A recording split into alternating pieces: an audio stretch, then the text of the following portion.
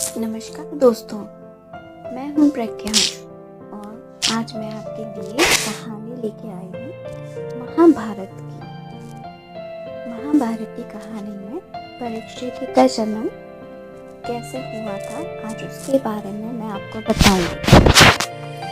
परीक्षित के जन्म की कथा महाभारत के युद्ध के समय की है, जब द्रौपदी को इस बात की जानकारी मिली कि अश्वत्थामा ने उनके 5 बेटों की हत्या कर दी है, तो उसने अनशन करने की ठान ली।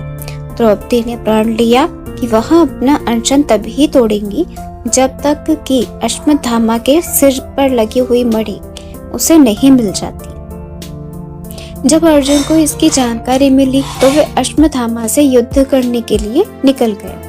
दोनों के बीच भयंकर युद्ध शुरू हो गया।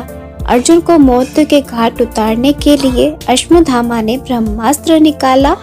यह देखकर अर्जुन ने भी अपना बचाव करने के लिए ब्रह्मास्त्र का प्रयोग किया। तभी वहां नारद और ऋषि ही व्यास से पहुंचे। तब उन्होंने ब्रह्मास्त्र का इस्तेमाल करने से मना किया और उन्होंने बताया कि अगर दोनों ब्रह्मास्त्र का उपयोग करते हैं तो साथ ही यहाँ पे बहुत ही हानि हो सकती है और इसके अलावा मनुष्य जो है वो हमेशा हमेशा के लिए मर जाएंगे। यहाँ बिल्कुल ही बदल अकाल जैसी स्थिति हो जाएगी। तो अर्जुन ने अपना ब्रह्मास्त्र वापस कर लिया, लेकिन अश्वत्थामा ने ऐसा नहीं किया। दरअसल अश्वत्थामा 5 पांडवों का कुल को नष्ट करना चाहता था, इसीलिए उसने अपने ब्रह्मास्त्र की दिशा बदलकर अभिमन्यु की पत्नी जो कि गर्भवती थी और उसी की ओर कर दिया। इस पर भगवान श्री कृष्ण ने कहा, अभिमन्यु की पत्नी उत्तरा को परीक्षित नामक बेटे के जन्म का वरदान मिला है, इसीलिए वह जरूर जन्म लेगा।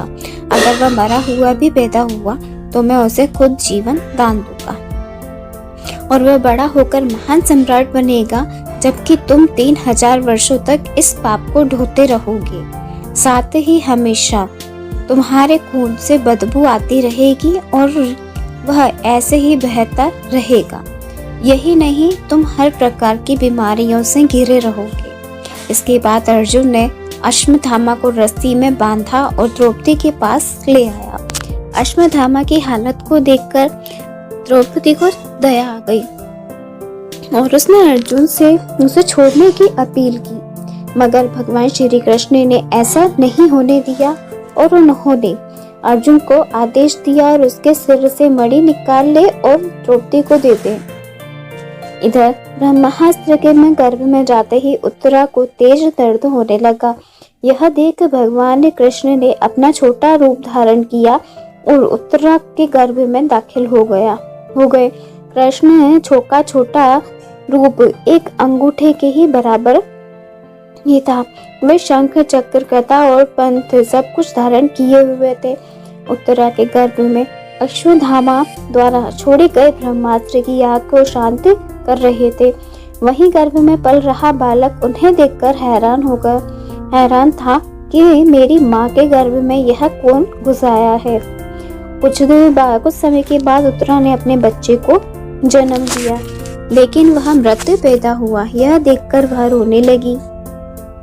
उसने भगवान श्री कृष्ण से कहा, हे नारायण, आपने तो कहा था कि मेरा बेटा पर ब्रह्मास्त्र का कभी असर नहीं होगा, वह जीवित ही पैदा होगा, वह सालों तक अमर होकर राज करेगा, लेकिन यह तो मरा पड़ा है, इसे जीवित करने की कृपा करो प्रभु। उत्तरा की बात को सुनकर भगवान श्री कृष्ण तुरंत ही प्रस्तुति गृह में पहुंचे और प्रवेश किया और कहा कि हे पुत्री, तुम दुखी ना हो, तुम्हारा बेटा जीवित होगा, मैंने उसे खुद उसकी रक्षा की है। इसके बाद कृष्ण भगवान ने दत्त बालक को अमृत में ही नजरें डाली और कहा, अगर मैंने जीवन में कभी झूठ का साथ नहीं दिया है और हमेशा ब्रह्मचर्य के नियमों का पालन किया है, कभी किसी से लड़ाई में अपनी पीठ नहीं दिखाई है और ना ही कभी अधर्म का साथ दिया है और को अभी इसी समय है अभिमन्यु का यह पुत्र जो मरा हुआ पड़ा है वह जीवित हो जाए। इतना कहने के बाद श्री कृष्ण ने जब इस मृत बालक पर अपना हाथ डाला तो वह जीवित हो गया और रोने लगा। इसके बाद भगवान श्री कृष्ण ने ब्रह्मास्त्र को वापस ब्रह्मलोक भेज दिया। यह चमत्कार देखकर स्त्रियां आश्चर्यचकित हो गईं और इसके बाद भगवान श्री कृष्ण ने अभिमन्यु के पुत्र का नाम परीक्षित ही रखा। इसके पीछे का कारण था कि वह बालक कुरुकुल के नाश होने पर जन्मा था। वही जब युधिष्ठिर वापस आए और उन्होंने अपने बालक के जन्म के बारे में पता चला तो वे भी खुशी से झूम उठे और इस खुशी में उन्होंने हाथी, घोड़े, अन्य गाय आदि दान दिए। इसके बाद उन्होंने ज्योतिषी को बुलवाया और बच्चे के भविष्य की जानकारी ली। इस पर ज्योतिषी ने कहा, यह बालक प्रभु श्री कृष्ण चंद्र का भक्त कहलाएगा। यह एक धर्म यशस्वी और पराक्रमी व दानी होगा। ज्योतिषी के आगे बताया कि जीवन में एक ऋषि का श्राप पाकर गंगा के तट पर यह शुक्रदेव से आत्मज्ञान की प्राप्ति करेगा। ज्योतिषी की बात सुनकर युधिष्ठिर खुश हुए और उन्होंने दक्षिणा देकर वहां से विदा कर दिया। कहानी से हमें क्या शिक्षा मिलती है? इस कहानी से हमें यह सीख मिलती है कि कभी भी हमें किसी के साथ कोई भी कार्य करें तो उसमें छल कपट नहीं करना चाहिए और ना ही छल कपट करने वालों का साथ देना चाहिए। बुरा करने वाले का हमेशा बुरा ही होता है। तो आपको मेरी कहानी कैसी लगी मुझे जरूर बताइए और आगे और भी से अच्छी कहानियाँ मैं लेकर आ सकूं, इसीलिए मेरे चैनल को लाइक और सब्सक्राइब और कमेंट्स करना, शेयर करना न भूलें। तब तक के लिए धन्यवाद। थैंक यू, शुक्रिया।